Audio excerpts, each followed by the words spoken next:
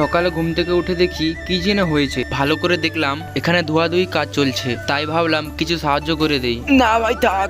তারপর আমরা ঝপাঝপ রেডি হয়ে মসজিদের দিকে রওনা দিচ্ছি। যাবার সময় গিয়ে দেখি প্রচন্ড গরম। গরম থাকলেও কোনো করার নেই, মসজিদে যেতেই হবে, কেন আজকে শুক্রবার তোমরা জানো, আর আজকে কি দিন তোমরা ভালো করেই জানো। তারপর হেঁটে হেঁটে গিয়ে দেখি বাজারে প্রচন্ড ভিড়। ভিড় থাকলেও কিছু করার নেই, যেতে তো হবে। গরমে ভাবছি গরম জিনিস খাওয়া উচিত, ভাবছি একটু খেয়ে নেই। তারপর খেয়ে ঝপাঝপ মসজিদের দিকে রওনা দিলাম। গিয়ে দেখি এখনো কেউ আসেনি, তাই ঝপাঝপ করে মসজিদের ভিতরে ঢুকে গেলাম। আর এটা হচ্ছে বাবা টিল্লু, আর এটা হচ্ছে উজু করার জায়গা, যেখানে উজু করা হয়। তারপর গিয়ে দেখি ওখানে একটা কিছু হচ্ছে, তাই বেঁকে এলাম।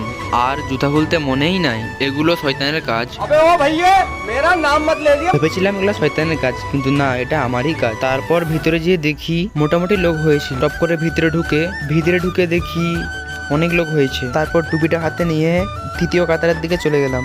গিয়ে দেখি আমার বন্ধুরা আগে থেকে এসেছে। গিয়ে দেখি ওরা নামাজ পড়ছে, তাই ভাবছি ওদেরকে ডিস্টার্ব না করে এক জায়গায় যেয়ে বসি। নামাজ পড়ে মিনি ব্লগটা শেষ করলাম। Bye bye.